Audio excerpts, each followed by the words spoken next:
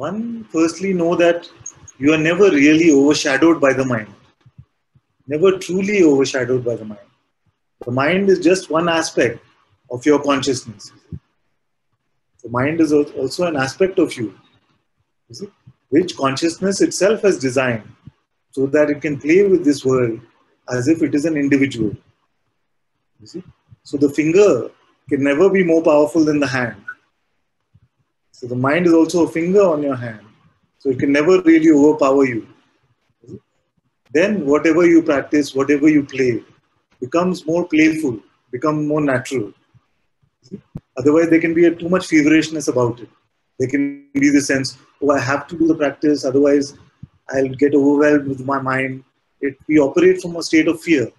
So I want to take away that fear from you and tell you that nothing can ever overwhelm what you are. It is just like a shadow. The ego is nothing but a shadow. The shadow itself doesn't have power. That which looks at the shadow and gives it the belief that it has some power, you see, that makes the shadow seem powerful.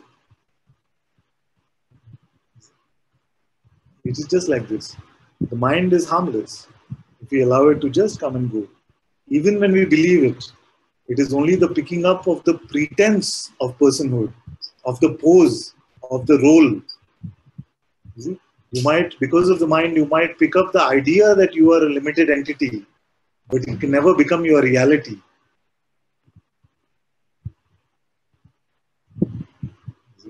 You are unlimited being, whether there is mind or not, whether there is belief in the mind or not also.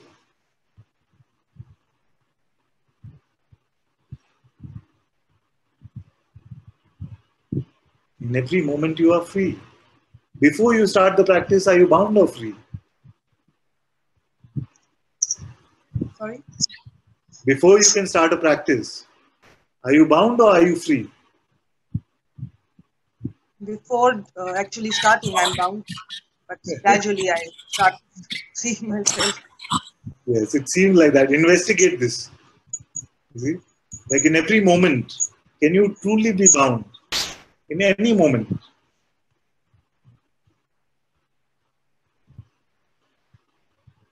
Can any appearance bind you?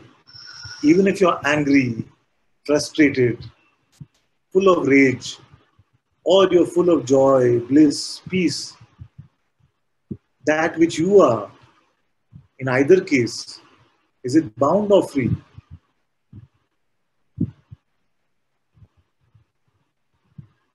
That which perceives all of this movement of anger and joy, frustration and bliss, all of this is perceived.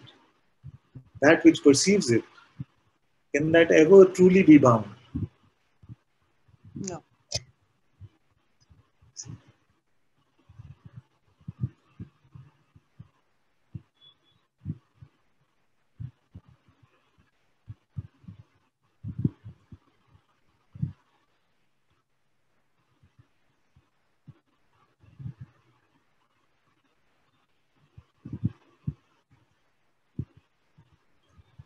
Now that which tells you that you are still something limited, that there is still something for you to do.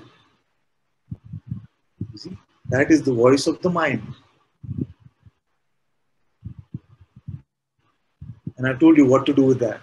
Just let it go if you can. And if you can't, then I've told you till Hatha Yoga and going to sleep what to do. All the possible spiritual practices I've defined for you. So this is the only thing. You are always the self. You are always the being. This being emerges from within yourself and dissolves within yourself. This is the unchanging truth. Now the thoughts come and tell you that you are something limited. And what to do with those thoughts? You can inquire into them and say, who is it? Like what? Take an example of a thought that troubles you.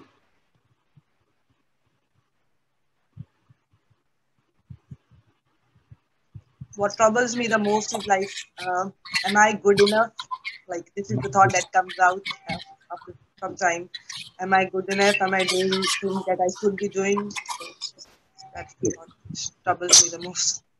Very good. This is very good. Good to see this, because many people who are in spirituality, finding themselves, are plagued with this thought of unworthiness. Oh, freedom is there, but it must be only for those special ones. Is it really for me? Am I worthy of this freedom? Is it this kind of? So this thought troubles you. So you take it into your inquiry and say, who is this I? Who could be unworthy? Who could that I be that is unworthy? Does it have any existence right now? This I that could be unworthy. Where is this one?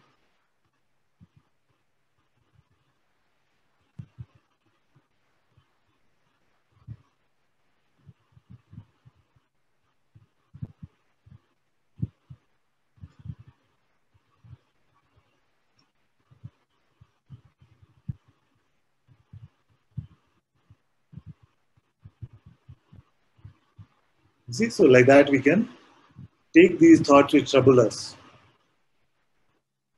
and you will see that most of the thoughts that trouble us, if not all, they have a very limited idea of I as a limited entity who is unworthy, who is guilty, who is fearful. Then we use that into our inquiry and say, who is it that could be unworthy? What is the I that is unworthy? And as you inquire into it with some of these sticky thoughts, don't leave the inquiry. You see? Keep it up for as long, whenever you get some time. Just stay with the inquiry till the thought, when it comes, it becomes laughable. You see? So when the thought comes and says, no, you are very unworthy, or I am very unworthy, you will see that once it loses all of its juice, it will become laughable. You see? So inquire into it, and don't make it like a trivial inquiry. Don't just say, yeah, I know there is nobody, actually I know. Not like that. Just stay with it. Let the thought come. Let attention go to the thought, I am unworthy, or am I worthy? Then look and see, who is the I who could be worthy or unworthy, and stay in that looking, and confirm to yourself that there is no such limited entity who could be unworthy. And next time when the thought comes, see if it still has some juice. Then you use it in your inquiry again. If it comes and you just smile at it and laugh at it and say, what are you talking about? You see? Like that. Then you know it has lost its power. So for most of us, in the human condition, most of us, we have 2 or 3 main buttons like this on our remote control. Unworthiness, or some relationship, or something. So simple inquiry like this can take away all the power from these thoughts, which are referring to you as if you are something very small. Thank you so much for giving that useful advice.